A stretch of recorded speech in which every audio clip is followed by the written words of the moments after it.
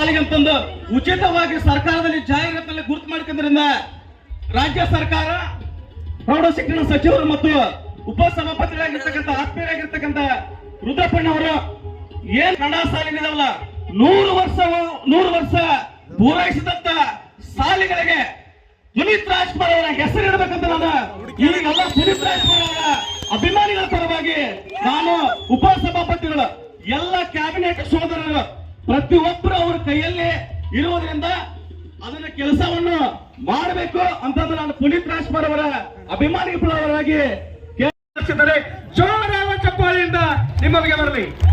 ಜೋರಾದ ಚಪ್ಪಾಳೆ.